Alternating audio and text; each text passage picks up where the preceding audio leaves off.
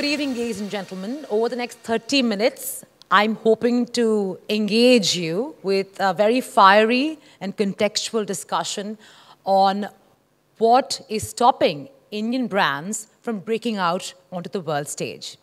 Now, we all know here, as this is a very intellectual group of men and women, that India is the 7th largest economy in the world and houses many major brands. But unfortunately, none of these brands are significant enough on the world stage. Many Indian businesses have actually traveled overseas and are, in their own rights, very successful international brands. But unfortunately, none of them have really made enough of a ripple to call them a power brand, so to speak.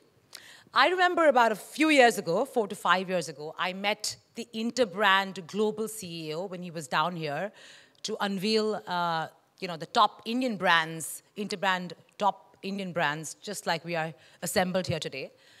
And he said to me that Indian brands were just a year or two away from breaking into the best global brands list. Yet, today we stand tall at 2017 without a single brand making the cut onto the Interbrand best global brands list.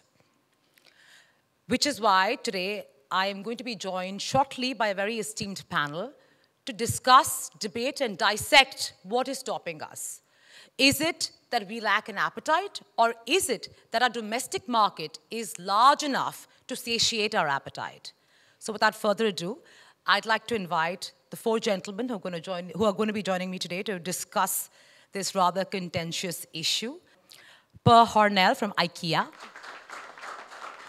Sumit Narang, Bajaj Auto, Arun Malkani from IIFL, and of course, the man of the moment, Gonzalo Brujo from Interbrand. What is it that is stopping us from making that big global stride, from becoming a globally recognized brand? And correct me if I'm wrong, most Indian brands that have actually attempted to go overseas have tried other developing markets, such as Africa, Sure. LATAM, right? Sure. Which is obviously, it makes sense given the market that they emerge from. So it makes sense. Yeah. So what is the problem in making that big stride? And there must be some inherent problems that we have as a country to make that large stride. I don't know, Sonali, I won't really call it as a mental block or a problem alone. I think it's an evolution. You start with having a footprint, first of all, going beyond India into similar markets, because if you can be successful in India, why not in similar markets of Latin America, etc. And as you gain strength over there and you gain acceptance, you understand this business better, is I think when you start venturing into other markets. And that's what I would call as a stage 2 of at least having a large global footprint. And to me, the stage 3 would be when you really start thinking as a global brand and not first about your home country, which to me is a function of scale and a function of time. Sure. Okay.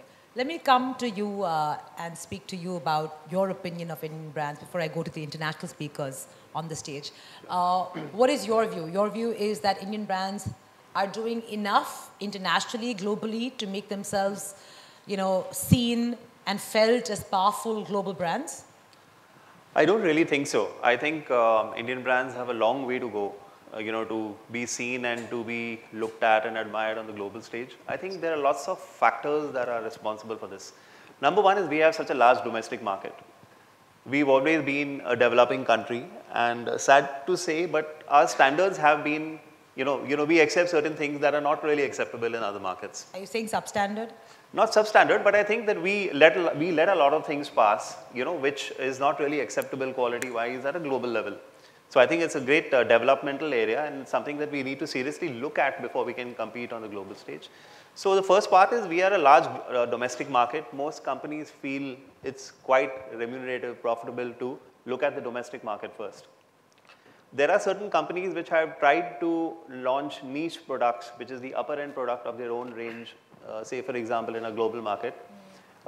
They have had success to some extent. I think sometimes it's novelty value, sometimes it's part of being a large conglomerate, which itself is a good brand name.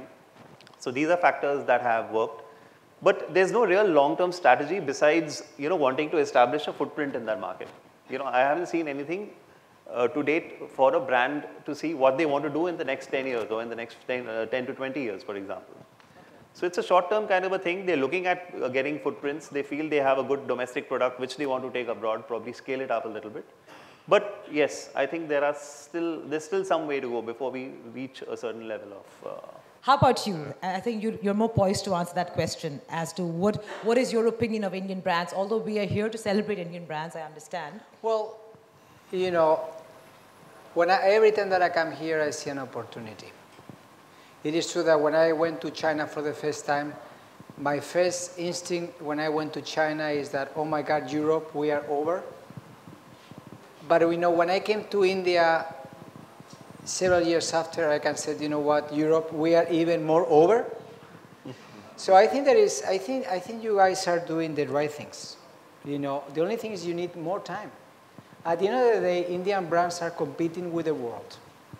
You guys did very interesting acquisitions. If you see the top 40 brands, all of them have, or the majority of them have international acquisitions across the world. That's great. I have to ask you, if you think we're doing so well, why is it that in your own global rating we're not making the cut? Well, you have one brand which is Land Rover, which is an Indian brand. It's not British anymore. Well, that's a very interesting example. Okay, fair enough. Well, economic-wise, again, who cares if I am from the shareholders? The investors of the companies usually are global. I have shares in Tata, and I have shares in Citibank, and I am partially owner of every company, which is fine. So again, you know, I can see that definitely there is a good future for Indian brands going forward. I agree. You guys are going to Latin America. You guys are going to Africa. You are going to go to the rest of Asia. You feel much more comfortable in emerging markets. You are going to need a face. You need to first be your market leader in your market. Then you need to regionalize. Usually you will regionalize in markets that you feel confident next to you. Then you will internationalize, and usually you will go to Latin America or to Africa because the economics are very similar to the ones that we have here, and then you will go global.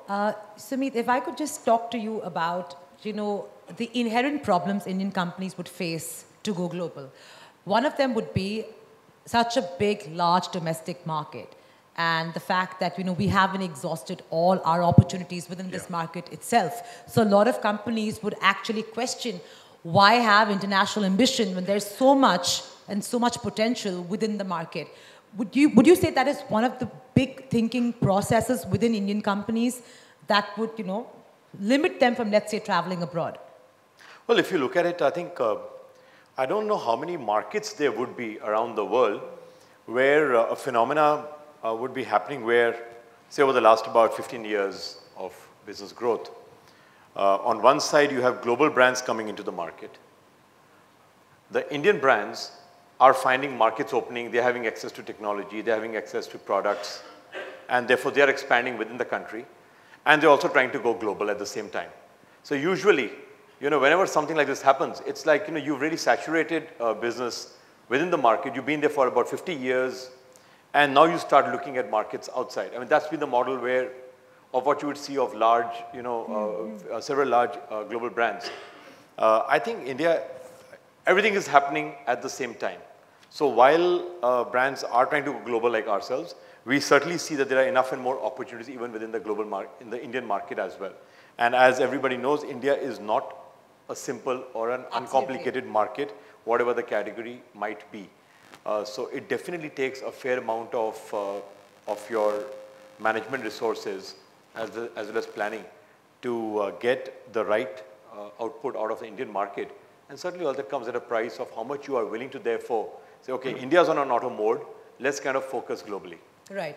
You know, I want to come to you to talk about, you know, because if you're an inherently Indian brand that's catering to such a large, diverse population, do you think the other issue in actually going, you know, overseas and establishing yourself as a powerful brand is the fact that when you want scale in India, you've got to play the high volume, you know, low cost game. And if you aim at the top of the pyramid, then your business is pretty small. So having said that, catering to large parts of India would have to mean, you know, straddling the low margin, high volume game. And that may also be an inherent problem in actually making, grand strides in Western markets, where once you establish yourself there, you might come into the reckoning to be called a globally powerful brand.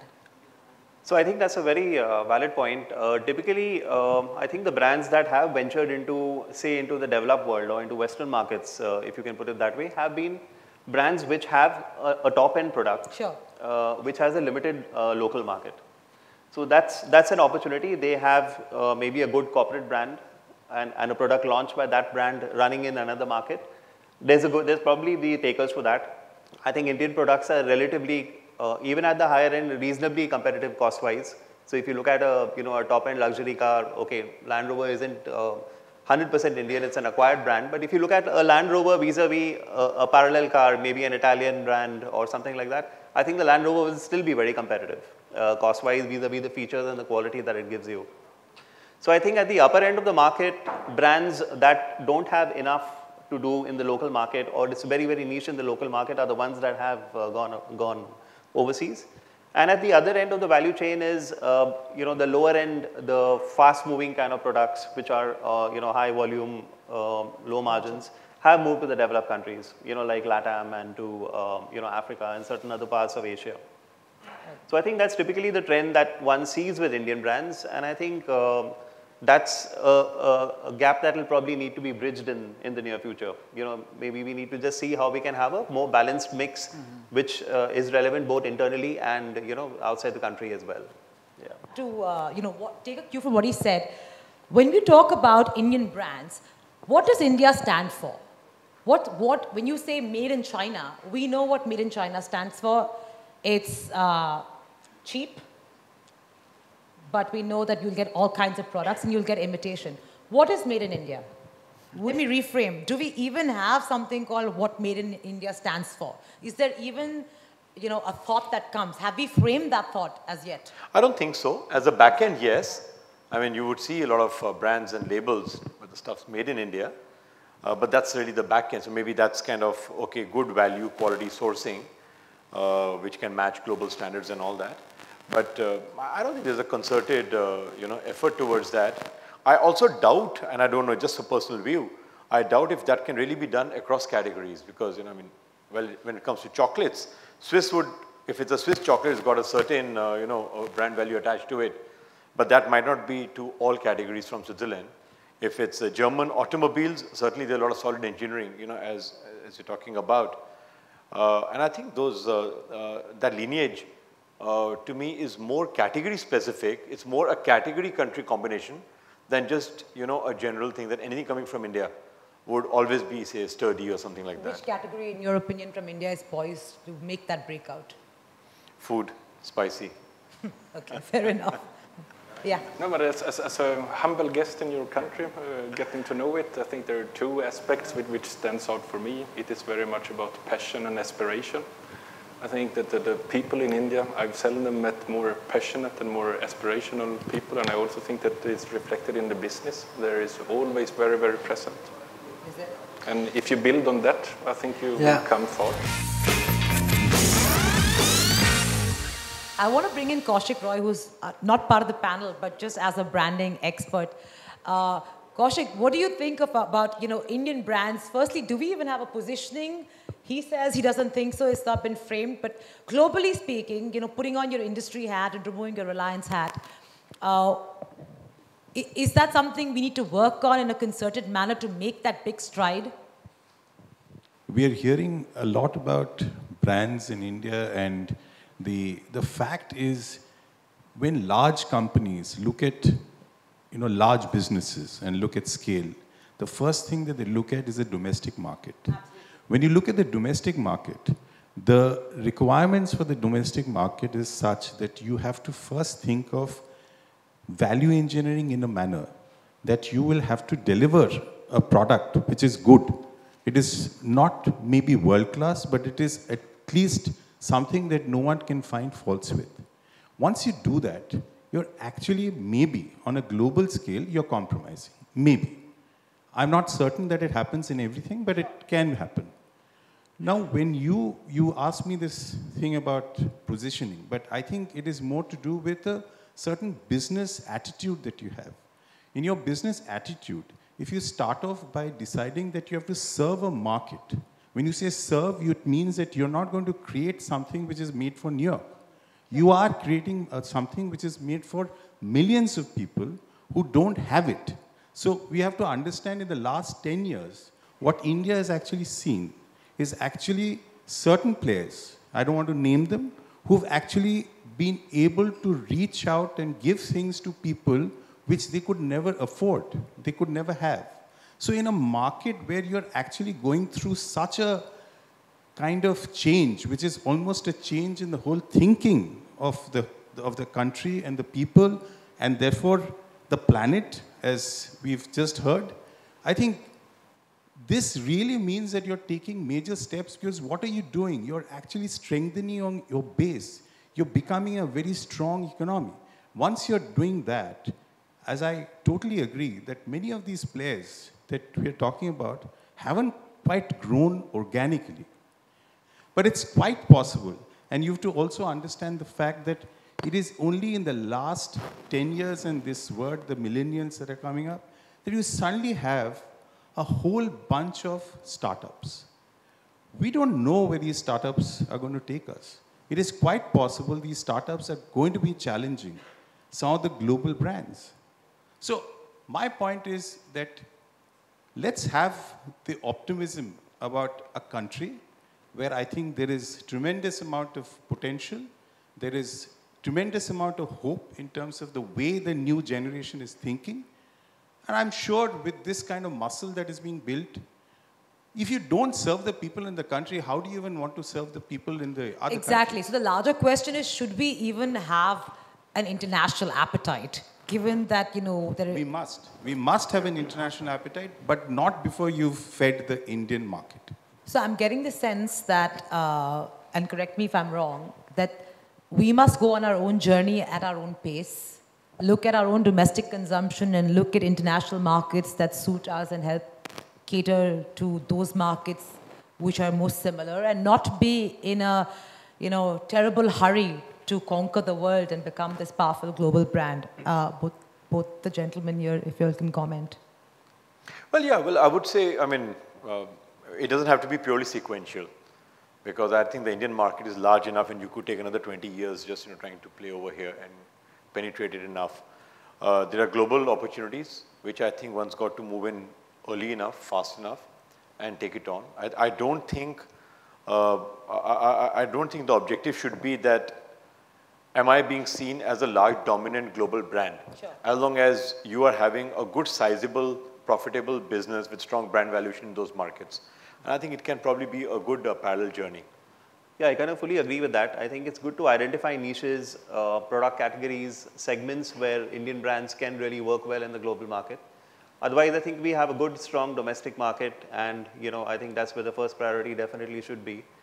The other important rub-off of being a global brand or having a global footprint to whatever extent is, it gives you a feel of aspirational even for your domestic market. It makes you feel good that you're using something which is also being used the world over. So I think that further consolidates your strength in your local market. I think that's one important rub-off that you have over there. And secondly, yes, okay, you compete in the global market, you see new technologies, new levels of refinement, which again adds to your domestic product as well. So even if it's in a niche there, it does have a good rub-off domestically. So I guess it's a good mix of deciding where you want to run what. That's what my perspective would be. Yeah. Anybody in the audience have a question for the panelists? Yeah. Good evening, I'm Prasad Kapre from Style Quotient, which is into world of diamonds and jewelry. Very, very different category altogether. And just to give you a perspective, in the world, 9 out of 10 diamonds are cut and polished in India. So India does supply to the world. I personally feel where we lack is we can't sell a dream. We are not dream merchants. We don't know how to sell a brand. We don't understand brands. Okay, so we can be great vendors because we are very intellectual people, very skilled, highly skilled. In fact, even Salvatore Ferragamo, which gets their shoes manufactured in Chandni Chowk in Delhi. Seriously, this is because I've met him and he has personally told me this. In fact, in one of these seminars, he did mention this, that, we should believe in ourselves in terms of the products and whatever we do. We have fantastic skills. Our famous jugaad, which is the out-of-box thinking, is something which the Indians can do. They're fantastic with all of that. What they can't do is sell a dream. And I think that's where we lack. And I think that's the skill, if we can develop, I think, Indian brands will be there pretty soon. Well said and truly point noted. Any closing comments? And maybe if I were to comment a bit on the aspirations with the Indian companies and if they were to go for the domestic or for the global market. At one hand, we from IKEA, we are leading into starting our retail business in India, which makes us a newcomer, but we are not new to India. We've been sourcing from India for the last 30 years. Many of our Indian suppliers, they are strongest in their category, and then they live up to our global customers' expectations as good, as if not better than other suppliers. So I don't see any reason why you should settle for less. Yeah, I think you need local leading brands in India to make sure that the benchmark can help to compete better abroad. I think you need flagship Indian brands to make sure that they are the reference. And people will admire them, people will copy them, we will have an amazing competition. So for example, if you see Tata or Mahindra on the way that they compete, or Reliance or any other telecoms, or Jio or any other telecoms, that's the best thing that can happen to India. Because the brands are competing with each other, and then both of them will explode, will grow, and will increase and will improve the customer journey and improve the product to the client. At the end of the day, if you do something right for the client will understand that and they will buy you. You could have an amazing brand, but if you don't have a good product, the brand will not work. So it is why the customer journey and every single touch point has to be seamless for the customer. You have any closing comments? Well, just that I don't think we should get very emotional about, seeing Indian brands on a global, leader board. I think everybody's there for business, and I think the whole market's open to everybody. I think very well summed up. I would like to include the gentleman's point saying that, we're very good with what we do, but we're not dream merchants. Maybe that's something we need to take home. Take that thought home back with us and ponder upon it. But having said that, I think the consensus in the room and on the panel is that, finally we need to know who we're serving. And as long as it's, a business that is serving us well, we shouldn't be too obsessed by, making it onto the global leaderboard. With that, thank you very much.